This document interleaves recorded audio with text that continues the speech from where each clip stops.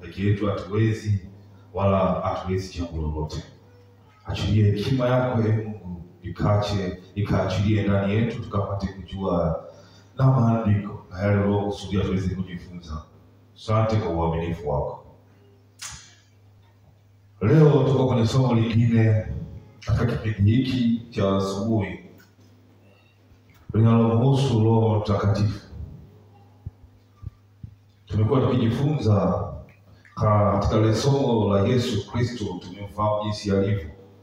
Na leo hii sasa tuko kwenye somo la muhimu sana katika maisha yetu. Ni somo la Roho Mtakatifu. Hili ni somo lenye uzito mkubwa sana katika maisha yetu. Kwa maana Roho Mtakatifu yeye ndio chanzo cha uzima katika maisha yetu ya kila siku. Na yeye ndio anaotupa jinsi na kutuwezesha kuweza kuishi maisha matakatifu na kuweza kuishi maisha yale ya matunda ya Roho.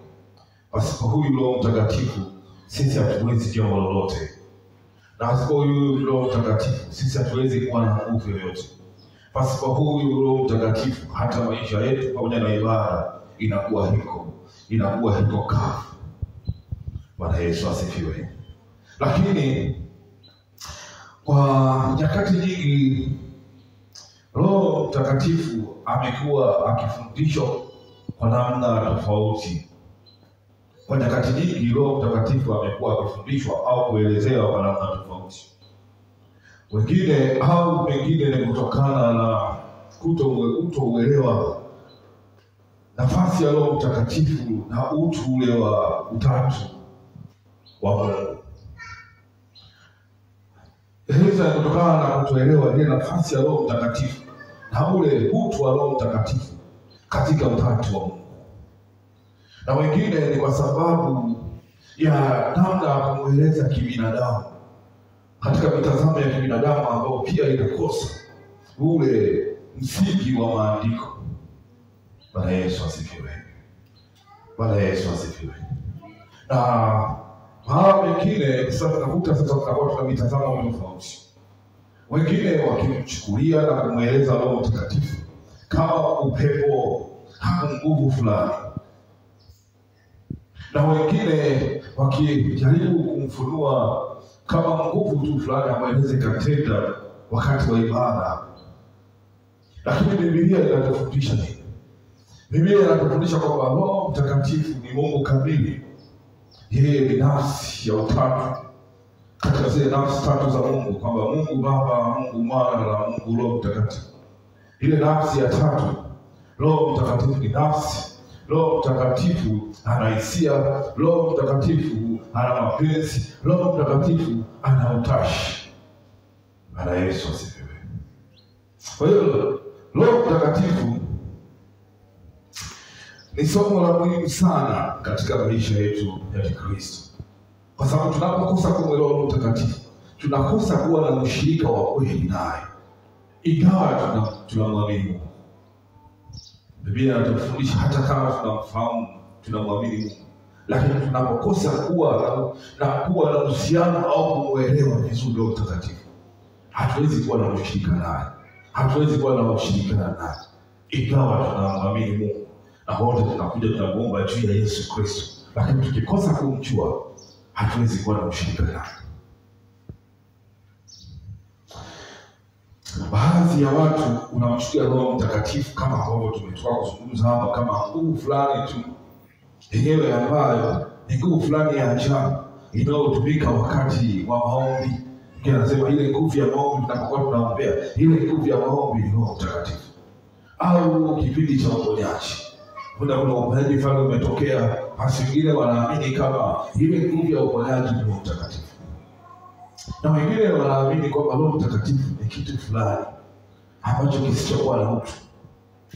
Ni kitu fulani ambacho kinachohisia tu wakati au inatokana na hali ile ya kiroho, kwamba kuna kitu fulani katika hali ile ya kiroho lakini hakina utu.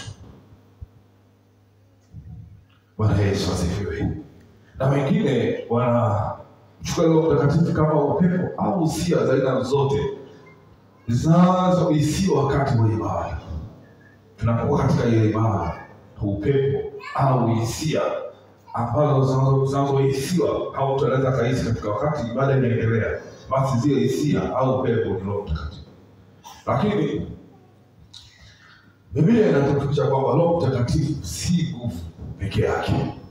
Roho Mtakatifu ni Mungu kamili. Roho Mtakatifu ni Mungu kamili. Yeye ni nafsi ya tatu.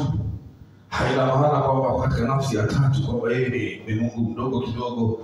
Ni nafsi ya tatu, anafanya kazi katika ukamilifu, katika kumkomboa ukombozi wa wanadamu na katika kukamilisha utakatifu ndani ya waumini, lakini pia katika uongozi wa waamini.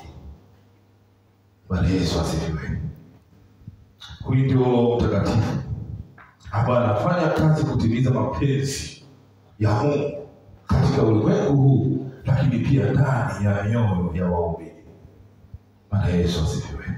Kwa hiyo Roho Mtakatifu ni wa muhimu sana, kwa sababu yeye ndio chanzo cha uzima. Yeye ndio hekima ya Mungu. Yeye ndio anayetuwezesha kutupa uwezo wa kuyafanya mapenzi ya Mungu. Pasipo Roho Mtakatifu sisi hatuwezi kitu chochote. Biblia inatuambia katika ile waraka wa Yohana mstari wa 5 na ule mstari wa 7, sura ya 5 na mstari wa 7, inasema wapo watatu washuhudiao mbinguni, ambao ni Baba, Neno na Roho Mtakatifu, na hao watatu ni mmoja. Bwana Yesu asifiwe.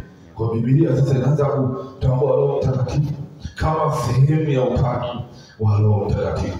Ufunuo unamdhihirisha Roho Mtakatifu kama sehemu ya utatu wa Roho Mtakatifu, kwamba sio nguvu kama ambavyo wengine wanadhani, bali ni Mungu kamili kabisa. Bwana Yesu asifiwe. Kwa hiyo kumjua Roho Mtakatifu si chaguo la hiari. Kumjua Roho Mtakatifu ni sharti kabisa la kila Mkristo ambaye anataka kuishi maisha ya kumpendeza Mungu. Kumjua Roho Mtakatifu ni sharti ambaye anataka kutembea na Mungu. Mtu yeyote anataka kuwa na ukaribu na ushirika Roho Mtakatifu, ni lazima aweze kumjua Roho Mtakatifu. Ni lazima aweze kumjua Roho Mtakatifu. Pasipo Roho Mtakatifu hatuwezi kumpendeza Mungu. Sasa tuangalie sasa kwa umuhimu wa Roho Mtakatifu. Kama ambavyo tumeona kwamba ni sharti kumjua Roho Mtakatifu, si jambo la hiari au la, bali ni sharti tunapaswa kumjua Roho Mtakatifu. Sasa nini umuhimu wa Roho Mtakatifu? Bwana Yesu asifiwe. Yeye ni chanzo cha uzima. Tusome katika ile Yohana 6:63. Yeye ni chanzo cha uzima wa kiroho. Amjua Roho Mtakatifu kwa sababu yeye ni chanzo cha uzima wa kiroho. Yohana 6:33. Tuseme Yohana 6:33. Yes, Yohana 6:33 inasema, kwa maana chakula cha Mungu ni kile kishukacho kutoka mbinguni na kupa. Yohana 6:63.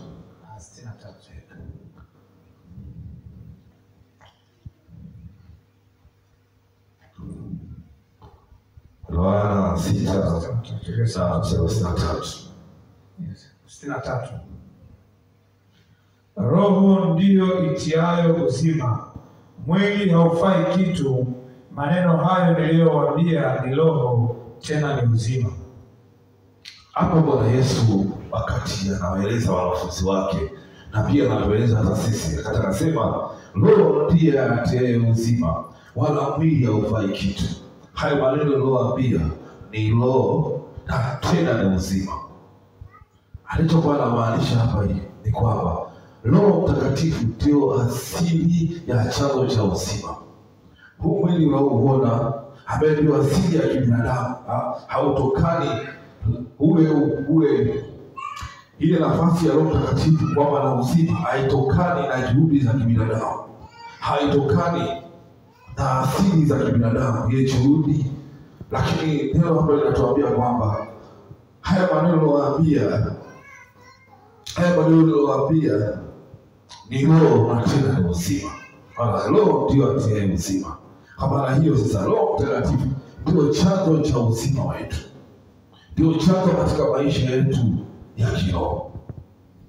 Mwili huo hufai kitu, na mwili hauwezi kutoa uzima. Mwili kwa asili yake jinsi ulivyo, wenyewe una tamaa, wenyewe unapingana na mapenzi ya Mungu. Na Yesu asifiwe.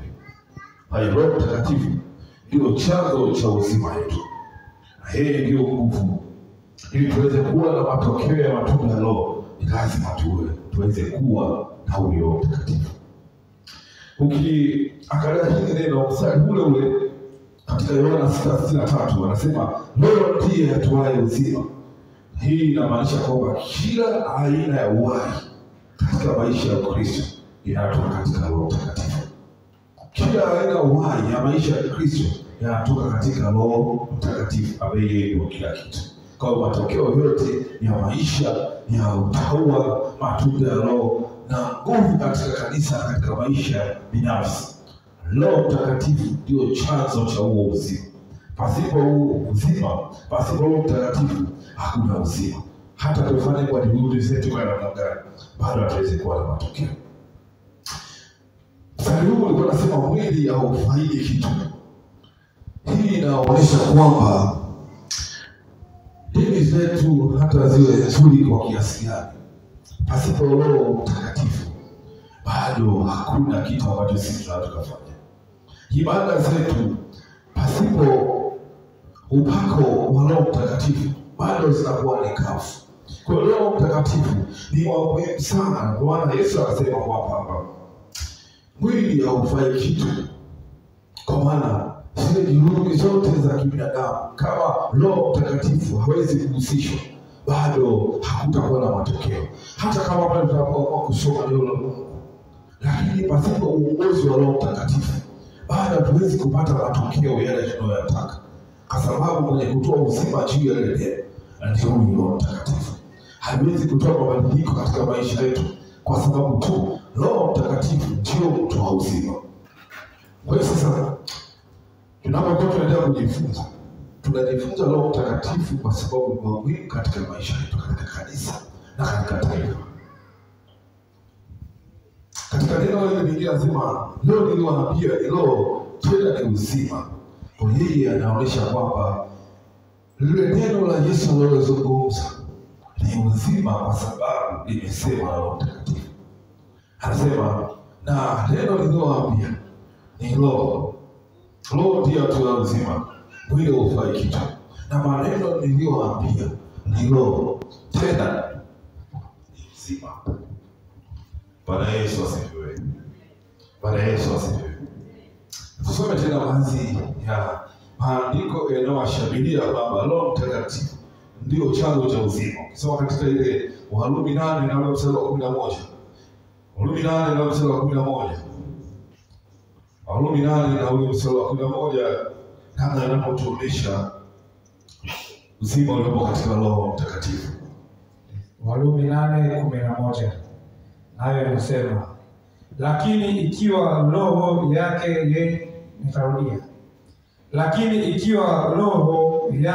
yeye aliyemfufua Yesu katika wafu anakaa ndani yenu, yeye aliyemfufua Kristo Yesu katika wafu ataiuisha na miili yenu iliyo katika hali ya kufa kwa Roho wake anayekaa ndani yenu.